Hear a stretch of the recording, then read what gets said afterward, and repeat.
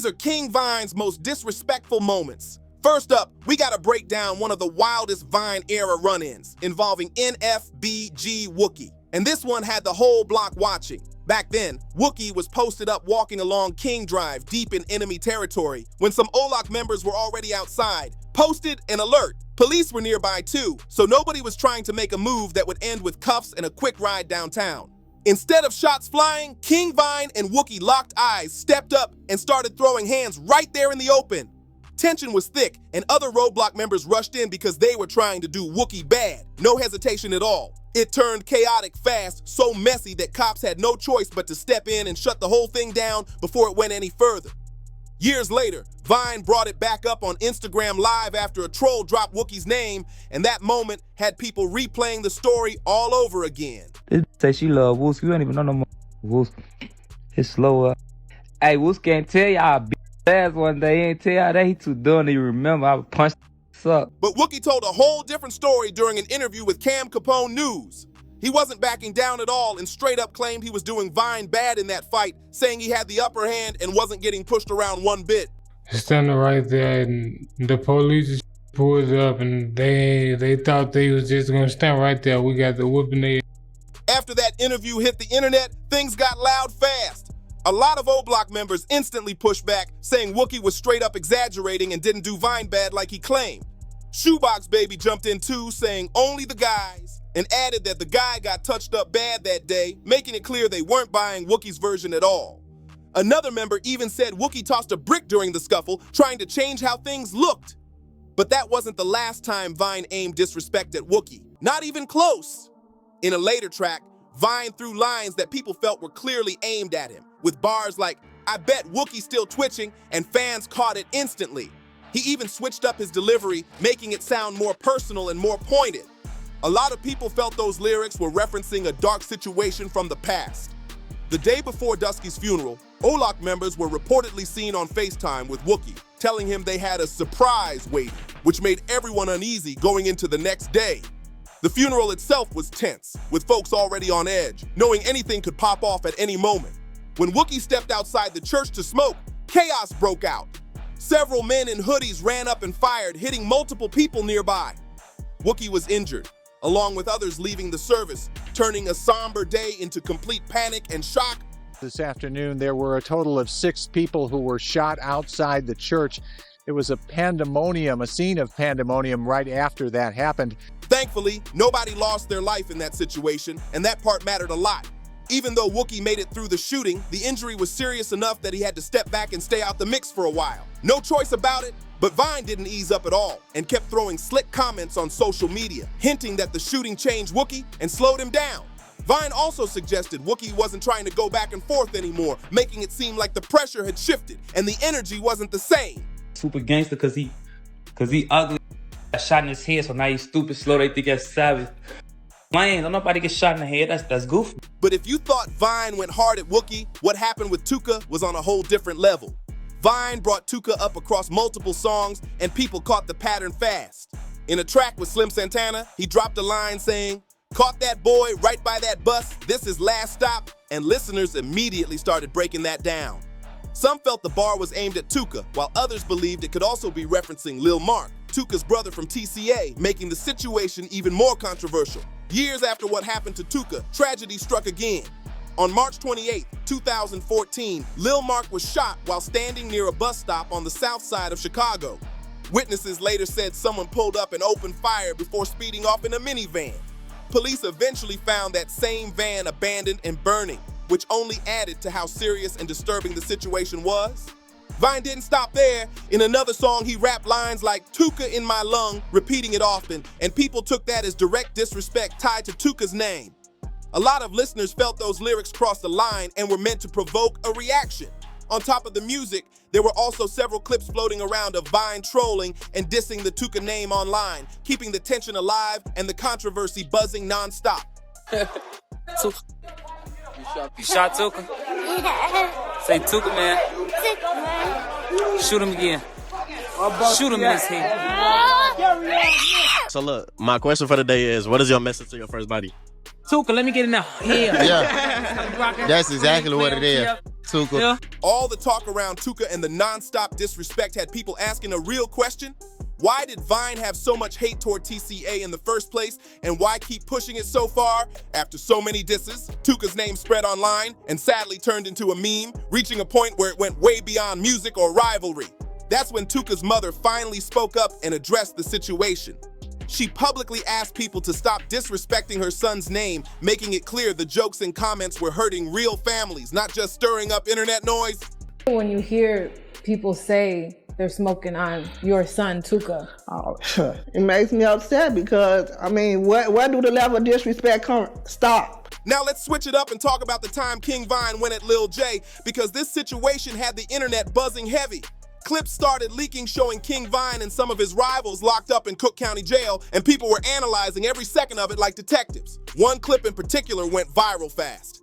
In that footage, Vine was heard asking the guards to move him into protective custody, and that instantly sparked rumors everywhere. A lot of people started saying he only made that request because he didn't want to be on the same deck as Lil J, which added more tension to an already messy situation. Vine even told the guards that Lil J was very sus, and that comment alone sent social media into a frenzy. At first, plenty of people didn't buy it at all, especially since Lil J had always denied those rumors whenever they came up, making the whole situation even more controversial and confusing. Messing with a guy, let's clear the air on that too. That's like the #1 thing people want to When talk I heard about. it was the most goofy that I ever heard in my life. And I knew it had to come from somebody goofy or something. Never played my name like that, man. But everything changed once another clip leaked, and this time it showed Lil J in a moment that shocked a lot of people. The video showed him letting another man sit on his lap and kiss him, and once that footage hit the internet, the conversation flipped instantly. After the clip spread, many people online started saying King Vine might have been telling the truth the whole time. Even more wild, some individuals connected to Lil J's own circle were seen joking and clowning him online after watching the clip, which made the situation blow up even bigger and turned it into non-stop internet chaos. Let me see you juke. That boy having a juke party on a whole in the Cook County. Sitting on his lap. That means that you'll take that to anybody, given the time and the place. You the booty man. No, booty man, bro. That's the booty man. The booty man. The way he grabbed that man, that like he needed booty more than life itself, gang. Speaking of those jail clips, another leaked incident had people shocked all over again. This time it showed King Vine getting extremely disrespectful toward one of his rivals while they were all stuck together in a holding cell. Tension was already high, and everybody inside knew something could crack at any second. While in the cell, Vine spotted his rival known as 051 Freaky, and things escalated fast. Vine reportedly slipped out of his handcuffs, moved toward the corner, and started attacking Freaky after noticing a tattoo that read, F.A. Capone, which only made the situation more heated. The chaos didn't last long, though, because officers rushed in, broke it up, and slapped the cuffs back on Vine before it could go any further. But that wasn't the only time Vine crossed a major line.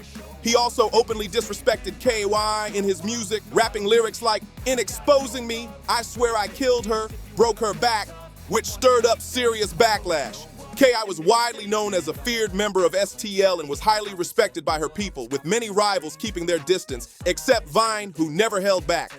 Back in 2012, the beef between King Vine and KY was intense, and both sides were clearly looking to confront each other. That moment finally came on September 25th, 2012. I'd taken a train to head somewhere, and by chance she spotted Vine, one of her main rivals, on board. Once they locked eyes, it was instantly on sight, no talking. Vine reportedly swung first, landing multiple punches, and the situation turned ugly fast before it ended. A few hours later, once Vine made it home, he took to Twitter and bragged about what happened, posting a tweet saying, I just whooped her on the train, which only poured more gas on an already raging fire and had the whole city talking again. Looking back at everything, the situation around Kay, I kept getting heavier as time went on. After that train incident, K.I. herself acknowledged what happened online, tweeting that her arm and ear were hurt and that she had a bruise on her face, but she made it clear she wasn't shaken by it. She followed up by saying she only had a bruise and wasn't stressing, trying to show strength despite the public attention. But sadly, things didn't stop there, not even close. On April 11th, 2014, K.I. was reportedly heading to a friend's house for a birthday gathering around 3:30 p.m. when she was caught off guard during a violent encounter involving rivals. Shots were fired, and the situation turned tragic in an instant. Kawhi passed away at just 17 years old, and the news shook a lot of people who knew her and even those watching from the outside. Years later, in 2021, the Chicago Police Department publicly named King Vine as the individual responsible for the shooting, which brought the situation back into the spotlight all over again. Vine had referenced K.I. multiple times in his music over the years, using controversial lines that many listeners felt were meant to provoke and disrespect her memory, keeping the tension alive long after her death. Vine also had a history of trolling KY online, sometimes calling her pretty, which many people later viewed as unsettling. Some believed he was trying to get close to her as part of a setup, while others felt K.I. was aware of that possibility all along.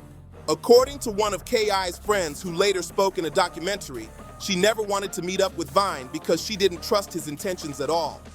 That interview added another layer to the story, making it clear that behind all the music, tweets, and internet talk, there were real lives involved and consequences that couldn't be undone.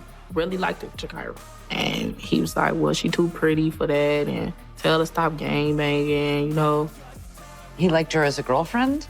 Yeah, he wanted to be her boyfriend. And she just felt like he was trying to set her up and kill her. That's what she told me. She like, I think he's just trying to kill me. He don't like me. What's the like? K's path into the streets reportedly started after she wanted revenge for the loss of her close friend Tuka, and that pain pushed the conflict even deeper. That history later led to an incident involving Odie Perry, who was connected to O-Block, which only intensified the tension on all sides. With that context, it made sense why K.I. believed Vine might have been trying to set her up. In that same interview, Vine also spoke on his situation with K.I., adding his own perspective and keeping the controversy alive. You talk on the phone, like that's somebody, like say somebody you DM and talk to, and then one day they just gone. Now you like, damn, who the f I'm gonna talk to now? In another interview, this time while talking with Sada Baby, Vine made more controversial comments that had people reacting instantly.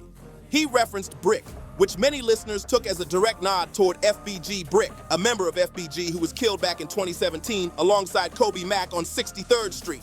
According to reports at the time, police found one victim with a head wound in front of a house and the other with injuries to the back and arm behind the same house, and both were pronounced dead at the scene. FBG Brick was also the brother of FBG Duck, which made the situation even heavier. Duck was another Chicago rapper Vine had publicly clashed with and mocked multiple times through music. In his song, GTA, Vine dropped lines that fans felt were clear disses, suggesting he made a diss and now he a ghost, which stirred major backlash online. FBG Duck was a well-known drill rapper and one of Vine's most recognized rivals, and the two sides had been trading shots in music for years.